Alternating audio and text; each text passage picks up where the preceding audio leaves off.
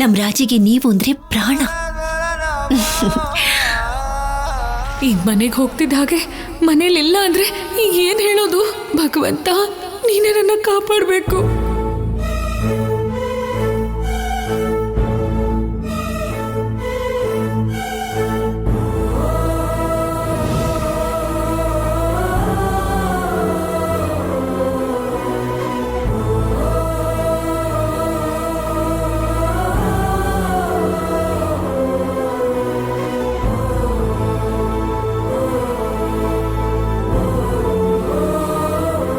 Doctor, ನಮ್ coach ಸರ್ಗೇನೂ ಆಗಿಲ್ಲ ಅಲ್ವಾ?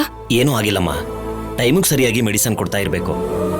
ನಮ್ಮ ನರ್ಸ್ ಅದನ್ನೆಲ್ಲ ನೋಡ್ಕೋತಾರೆ. ಆದರೂ ರಾತ್ರಿ ಸಮಯದಲ್ಲಿ ಇವ್ರ ಜೊತೆ ಯಾರಾದರೂ ಒಬ್ರು ಇದ್ರೆ ಒಳ್ಳೇದು. ನೀವು ನೋಡಿದ್ರೆ ಅವ್ರ ಸಂಬಂಧಿಕರು ಯಾರೂ ಗೊತ್ತಿಲ್ಲ ಅಂತ ಬೇರೆ ಹೇಳ್ತಿದ್ದೀರಾ.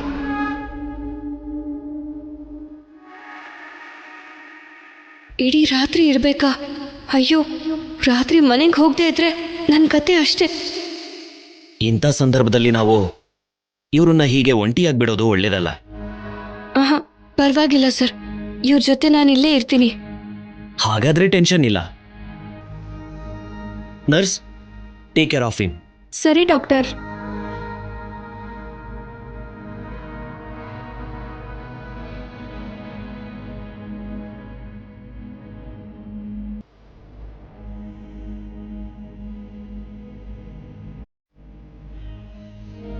ನಾಳೆ ಮನೇಲಿ ಅಪ್ಪಂಗೆ ಏನು ಹೇಳೋದು? ಹಾಗಂತ ಸರ್ನ ಇಲ್ಲಿ ಒಂಟಿಯಾಗಿ ಬಿಟ್ಟು ಹೋಗೋದಕ್ಕೂ ಆಗಲ್ಲ. ಕ್ಷಮಿಸ್ಬಿಡಪ್ಪ.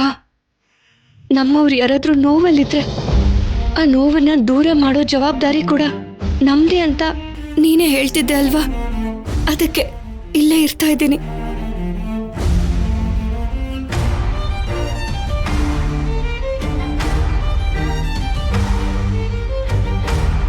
ನಿಮ್ಮನ್ನ ಈ ಪರಿಸ್ಥಿತಿನಲ್ಲಿ ಬಿಟ್ಟು ನನಗೆ ಹೋಗಕ್ಕಾಗ್ತಿಲ್ಲ ಸರ್. ನಾನು ನಿಮ್ಮ ಜೊತೆನೇ ಜೀವನ ಮಾಡಬೇಕು ಅಂತ ಇದ್ದೀನಿ. ಇಂಥ ಸಮಯದಲ್ಲ ನಿಮ್ಮ ಜೊತೆ ಇಲ್ಲದೆ ಅದು ಹೇಗೆ ಹೋಗ್ಲಿ ನಾನು? ನಾಳೆ ಏನು ನಡೆಯುತ್ತೋ ಅದಂತೂ ಗೊತ್ತಿಲ್ಲ. ಆದರೆ ನಿಮ್ಮನ್ನು ಹೀಗೆ ಬಿಟ್ಟು ನನಗೆ ಹೋಗಕ್ಕೆ ಮನಸ್ಸಂತೂ ಬರ್ತಿಲ್ಲ. ನಿಮ್ಮ ಜೊತೆ ನಾನಿದ್ದೀನಿ ಸರ್, ಇರ್ತೀನಿ ಕೂಡ.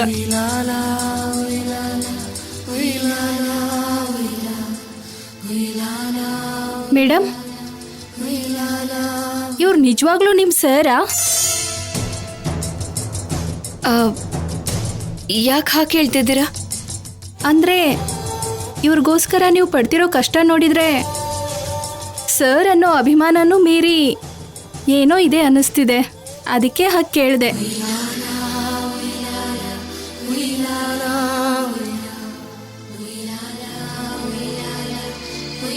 ಮೇಡಮ್, ಸರ್ನ ಹುಷಾರಾಗಿ ನೋಡ್ಕೊಳ್ಳಿ.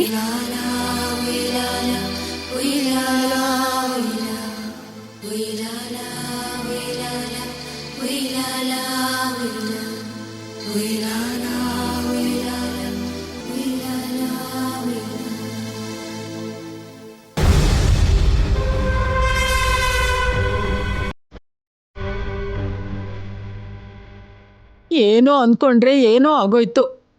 ಇವಾಗ ರಾಜು ಹೇಗಿದ್ದಾನೋ ಏನೋ. ಏನೂ ಆಗಿಲ್ಲ ಬಿಡಮ್ಮ.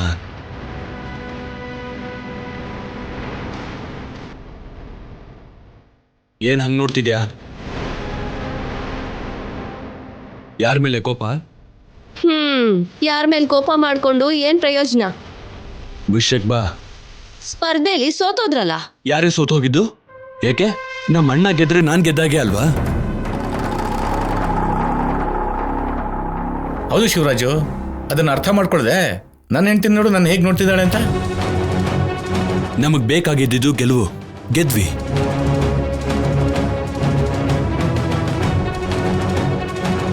ಭಾವನವ್ರು ಗೆದ್ದಿದ್ದು, ಆದ್ಯಗೆ ಬಹುಮಾನ ಕೊಟ್ಟಿದ್ದು ನಿಮಗ್ ಇಷ್ಟ ಇಲ್ಲ ಅಂತ ಆಯ್ತು.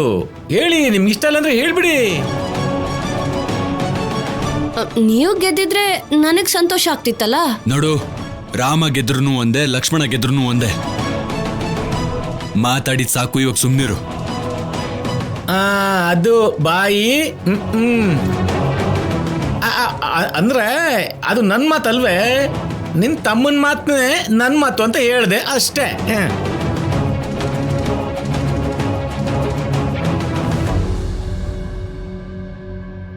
ಅಣ್ಣ ಅದ್ಕೆ ನೀವಾ ಬನ್ನಿ ಕೂತ್ಕೊಳ್ಳಿ. ಬೇಗ್ರಿಗೇನೋ ತೊಂದರೆ ಆಗಿದೆ ಅಂತ ಕೇಳ್ಪಟ್ಟೆ. ಸ್ಪರ್ಧೆ ನಡಿಬೇಕಾದ್ರೆ ಅಣ್ಣನ್ಗೆ ಏಟಾಗಿದೆ ಅಂತ ಗೊತ್ತಾಗಿ ಏನಾಯ್ತೋ ಏನೋ ಅಂತ ಗಾಬರಿಯಿಂದ ಇದ್ದಕ್ಕಿದ್ದಾಗೆ ಹೊರಟ್ ಬಂದ್ಬಿಟ್ವಿ. ರಾಜು ಗಾಯ ಆಗಿರೋದು ನಿಜ ಅಮ್ಮ. ಇವಾಗ ಹೇಗಿದ್ದಾರೆ? ಏನು ತೊಂದರೆ ಇಲ್ಲ ಅಲ್ವಾ? ಹೀಗಾಗಿದೆ ಅಂತ ಗೊತ್ತಾಗಿದ ತಕ್ಷಣ ನನ್ ಮಗ ಒಂದ್ ಕ್ಷಣ ಕೂಡ ನಿಂತ್ಕೊಳ್ಳಿಲ್ಲ. ಮಾವನವ್ರಿಗೆ ಏನಾಗಿದೆಯೋ ಏನೋ ಅಂತ ನಮ್ಮನ್ನ ಕರ್ಕೊಂಡ್ ಬಂದ್ಬಿಟ್ಟ. ಮತ್ತೆ ಮಾವನವ್ರಿಗೆ ಏಟಾಗಿದೆ ಅಂದ್ರೆ ನಮಗ್ ಗಾಬರಿ ಆಗೋದಿಲ್ವಾ ಹೇಳಿ? ಹೌದು, ಮಾವಯ್ಯ ಎಲ್ಲಿದ್ದಾರೆ? ನಿಮ್ಮ ಮಾವ ಮತ್ತೆ ಅತ್ತೆ ಅಲ್ಲಿಂದನೇ ಹಾಸ್ಪಿಟ್ಲಿಗೆ ಹೋಗಿದ್ದಾರೆ. ಇನ್ನೇನ್ ಬಂದ್ಬಿಡ್ತಾರೆ, ನೀವು ಕೂತ್ಕೊಳ್ಳಿ. ರಾಜಲಕ್ಷ್ಮಿ ಕೂಡ ಹೋಗಿದ್ದಾಳ? ಅಣ್ಣ ಅದಕ್ಕೆ ಆದ್ಯ ಹಾಸ್ಪಿಟ್ಲಿಗೆ ಹೋಗಿದ್ದಾರೆ. ರಾಜಲಕ್ಷ್ಮಿ ಆಗ್ಲೇ ಮನೆಗೆ ಬಂದಾಯ್ತು. ಮನೇಲೇ ಇದ್ದಾಳ? ಮತ್ತೆ ಕಾಣಿಸ್ತಾನೆ ಇಲ್ವಲ್ಲ? ರೂಮಲ್ಲಿ ಇದ್ದಾಳೇನೋ. ಹಾಗಿದ್ರೆ ನಾನು ಹೋಗಿ ಕರೆದ್ಬಿಟ್ಟು ಬರ್ತೀನಿ.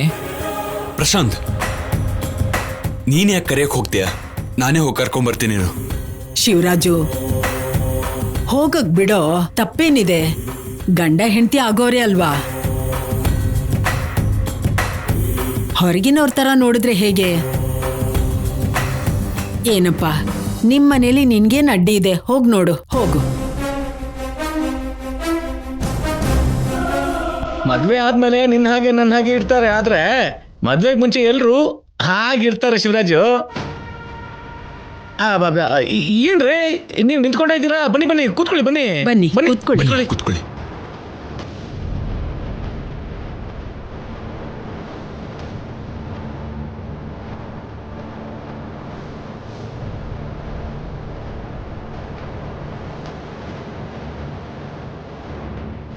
ಪಾರ್ವತಿ, ನೋಡ್ತಾ ನಿಂತಿದ್ಯಲ್ಲ, ಕಾಫಿ ತಗೊಂಬಾ.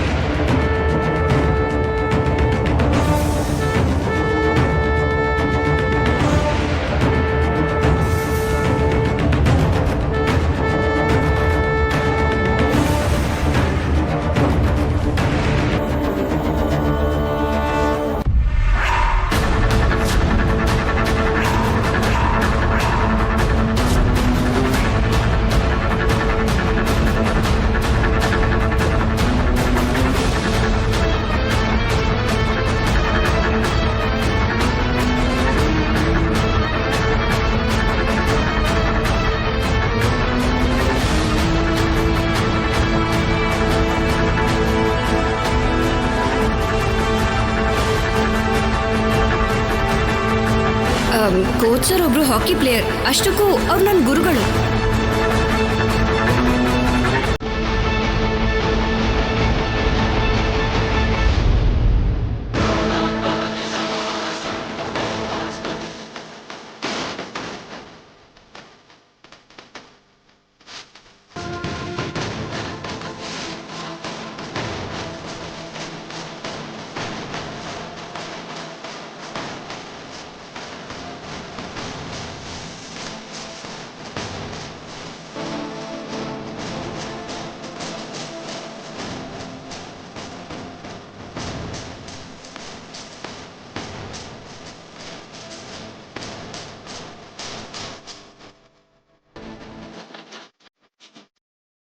ಪ್ರಶಾಂತ್, ಪ್ರಶಾಂತ್,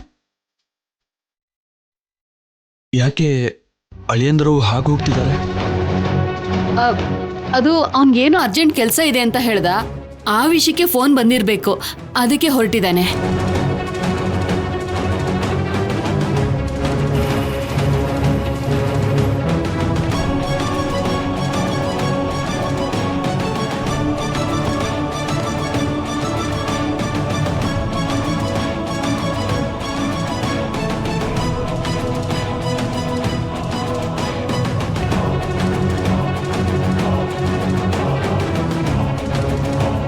ರಾಜಿ, ರಾಜಿ, ರಾಜಲಕ್ಷ್ಮಿ ಯಾಕೆ?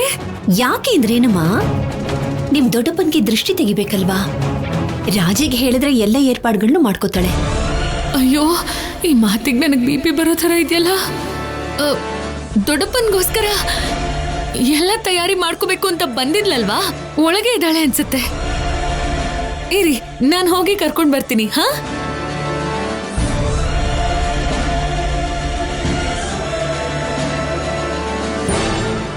ಅರೆ, ಆದ್ಯ ಬಂದ್ಲು ಅಂದ್ರೆ ಅಣ್ಣನೂ ಬಂದಿರ್ಬೇಕು. ನೀನೊಬ್ಳೇ ಬಂದಿದ್ಯಲ್ಲ, ಭಾವನವರು ಅಕ್ಕ ಎಲ್ಲಿ? ಹೊರಗಡೆ ಇದ್ದಾರೆ. ದೃಷ್ಟಿ ತೆಗಿಬೇಕಂತೆ, ನಿಮ್ಮನ್ನ ಬರಕ್ ಹೇಳ್ತಿದ್ದಾರೆ. ಹೌದೌದು, ಹಾಸ್ಪಿಟ್ಲಿಂದ ಬಂದ್ಮೇಲೆ ದೃಷ್ಟಿ ತೆಗಿದೇ ಇದ್ರೆ ಹೇಗೆ? ಪಾರ್ವತಿ, ನೀನು ಹೋಗಿ ಆ ಏರ್ಪಾಟೆಲ್ಲ ಮಾಡು. ಹೋಗು ಪಾರ್ವತಿ. ದೊಡ್ಡಪ್ಪನ್ಗೆ ರಾಜಲಕ್ಷ್ಮಿ ಎಲ್ಲ ತಯಾರಿ ಮಾಡಕ್ ಬಂದಿದ್ಲು ಅಂತ ಹೇಳಿದ್ದೆ. ಇವಾಗ ಅದನ್ನೆಲ್ಲ ಮಾಡದೆ ಹೋದ್ರೆ ನನ್ನ ಕೆಲಸ ಮುಗೀತು. ಅರ್ಜೆಂಟಾಗಿ ಮಾಡ್ಬಿಡ್ಬೇಕು.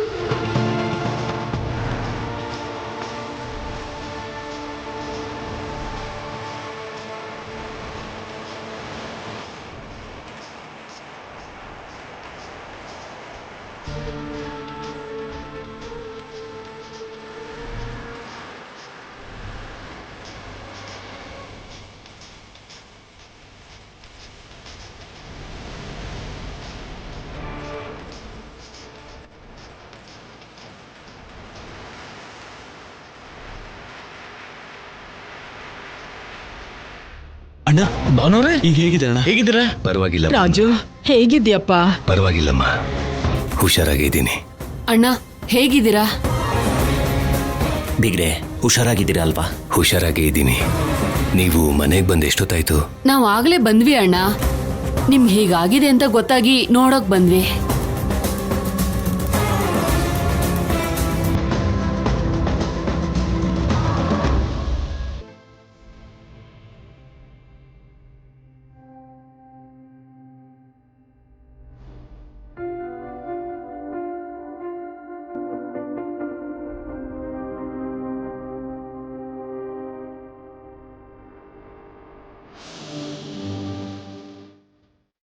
ಅದ್ಕೆ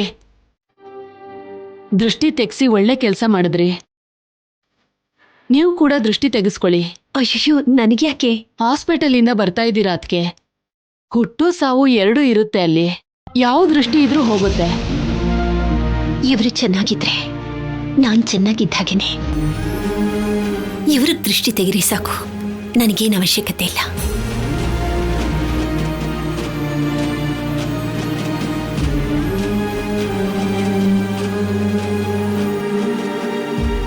ಹೌದು, ಪ್ರಶಾಂತ್ ಬರಲಿಲ್ವಾ? ಬಂದಿದ್ದ ಬೀಗ್ರೆ. ರಾಜಲಕ್ಷ್ಮಿ ಜೊತೆ ಮಾತಾಡಿ ಏನೋ ಅರ್ಜೆಂಟ್ ಕೆಲಸ ಇದೆ ಅಂತ ಹೊರಟೋದ. ಮಾತಾಡಿ ಹೊರಟೋದ್ನ? ನನಗ್ ಕಾಣಿಸ್ತಿಲ್ವೇ? ರಾಜಲಕ್ಷ್ಮಿ ಅಲ್ಲಿದ್ರೆ ಇಲ್ಲಿಗೆ ಯಾವಾಗ ಬಂದ್ಲು? ಅದ್ ಸರಿ, ರಾಜಲಕ್ಷ್ಮಿಯಲ್ಲಿ ಕಾಣಿಸ್ತಾ ಇಲ್ವಲ್ಲ? ಅದೇನೋ ಅವಳು ರೂಮ್ ಬಿಟ್ಟು ಆಚೆನೇ ಬರಲ್ಲ ಅಂತಾಳೆ. ಆದ್ಯ, ಅಣ್ಣ ಕರೀತಿದ್ದಾರೆ ಅಂತ ಕರ್ಕೊಂಬಮ್ಮ. ಇದ್ರೆ ತಾನೇ.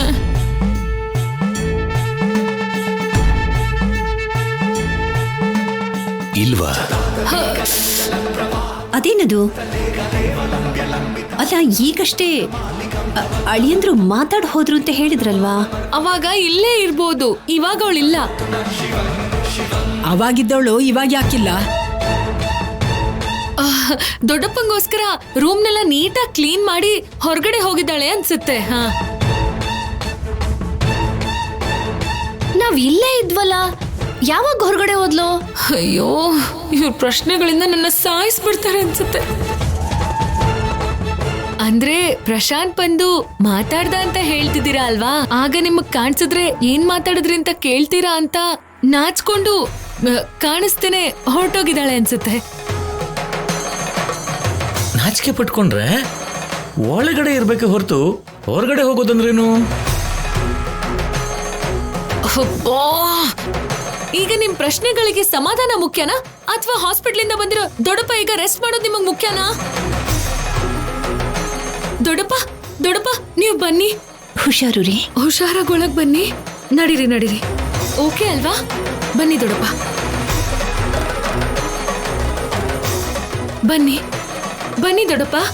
ಬನ್ನಿ ದೊಡ್ಡಪ್ಪ, ನಿಧಾನ ಕೂತ್ಕೊಳ್ಳಿ. ಹುಷಾರು ದೊಡ್ಡಪ್ಪ. ಮೆಲ್ಗೆ. ಹೀಗಿದ್ರೆ ಸರಿ ಹೋಗುತ್ತಾ? ಅರೆ, ರೂಮ್ನ ನೋಡಿ, ರಾಜಲಕ್ಷ್ಮಿ ಎಷ್ಟು ಚೆನ್ನಾಗಿ ರೆಡಿ ಮಾಡಿದ್ದಾಳೆ. ಅಷ್ಟಕ್ಕೂ ರಾಜಲಕ್ಷ್ಮಿ ಯಾವಾಗ ಬಂದ್ಲು, ಯಾವಾಗ ರೆಡಿ ಮಾಡಿದ್ಲು? ಯಾವಾಗ ಬಂದ್ರೆ ಏನಂತೆ? ರೆಡಿ ಮಾಡಿದ್ದಾಳಲ್ವಾ? ಅಲ್ಲಿ ನೋಡಿ, ಬರೋಕ್ ಮುಂಚೆನೆ ಫ್ಯಾನ್ ಕೂಡ ಹಾಕಿಟ್ಟಿದ್ದಾಳೆ. ಅರೆ, ಬೆಡ್ ಶೀಟ್ಸ್ ನ ನೋಡಿ ಎಷ್ಟು ನೀಟಾಗಿ ಇಟ್ಟಿದ್ದಾಳೋ. ಅರೆ, ನೀರು ಕೂಡ ಇಟ್ಟಿದ್ದಾಳೆ ದೊಡ್ಡಪ್ಪನ್ಗೆ. ತುಂಬಾ ಚೆನ್ನಾಗಿ ರೆಡಿ ಮಾಡಿದಾಳಲ್ವಾ? ಎಲ್ಲ ಏರ್ಪಾಡ್ನು ಚೆನ್ನಾಗೇ ಮಾಡಿದಾಳೆ. ಆದ್ರೆ ಇವಳು ಎಲ್ಲಿ ಹೋದ್ಲು ಅಂತಾನೆ ಗೊತ್ತಾಗ್ತಿಲ್ವೇ? ಓ ಗಾಡ್, ಆ ಕಡೆ ಹೋಗಿ ಈ ಕಡೆ ಹೋಗಿ ಅಲ್ಲಿಗೆ ಬರ್ತಿದ್ದಾರಲ್ಲ. ಆದ್ಯ, ರಾಜಿ ಎಲ್ಲಿದಳೋ ಹೋಗಿ ಕರ್ಕೊಂಡ್ ಬಾ. ಹೋಗಮ್ಮ. ಸರಿ ದೊಡ್ಡಮ್ಮ. ಹೋಗು. ಅಣ್ಣ, ನೀವಿನ್ ರೆಸ್ಟ್ ತಗೊಳ್ಳಿ, ನಾವಿನ್ ಹೊರಡ್ತೀವಿ. ಹೌದು ಬೀಗ್ರೆ. ಇದೇನು ಇಷ್ಟು ಬೇಗ ಹೊರಡ್ತಿದ್ದೀರಾ? ಇವ್ರಿಗೋಸ್ಕರ ಅಷ್ಟು ದೂರದಿಂದ ಬಂದು ಆಗ್ಲೇ ಹೊರಡ್ತೀನಿ ಅಂತಿದ್ದೀರಲ್ಲ ನೀವು. ಅಣ್ಣಂಗೆ ಏನಾಗಿದ್ಯೋ ಏನೋ ಅಂತ ಗಾಬರಿಯಿಂದ ನೋಡೋಕ್ ಬಂದ್ವಿ.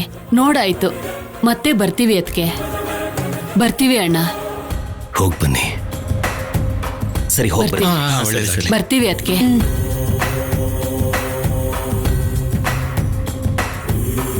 ಅಯ್ಯೋ,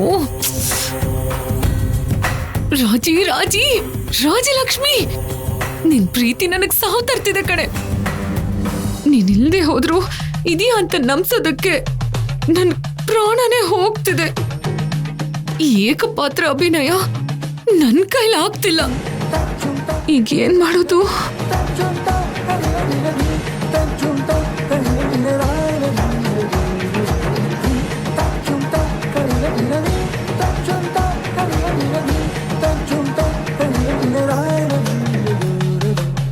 ಆದ್ಯ,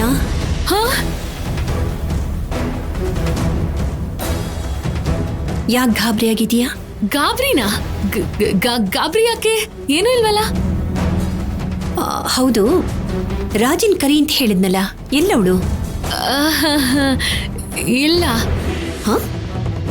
ಏನು ಇಲ್ವಾ? ಎಲ್ಲಿಗೆ ಹೋಗಿದ್ದಾಳವಳು?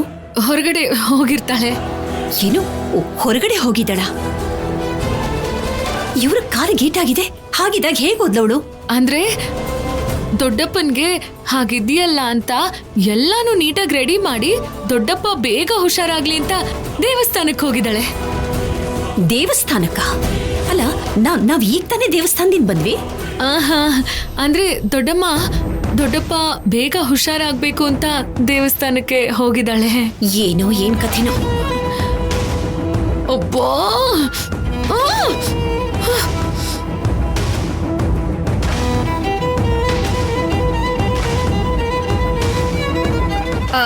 ಮ್ಯಾಮ್, ಒಂದ್ ನಿಮಿಷ ನಿಮ್ ಫೋನ್ ಕೊಡ್ತೀರಾ?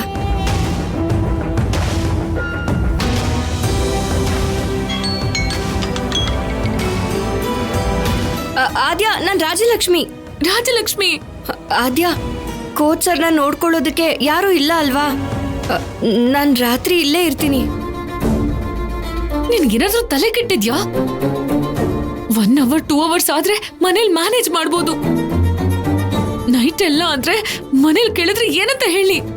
ಅರ್ಥ ಮಾಡ್ಕೋ ಆದ್ಯ, ಸರ್ನ ಹೀಗ್ ಬಿಟ್ಟು ನಾನ್ ಬರಕ್ಕಾಗಲ್ಲ. ಪ್ಲೀಸ್, ಏನಾದ್ರೂ ಒಂದ್ ಹೇಳಿ ಮ್ಯಾನೇಜ್ ಮಾಡು. ಏಯ್ ರಾಜಿ, ಥ್ಯಾಂಕ್ ಯು ಮೇಡಮ್.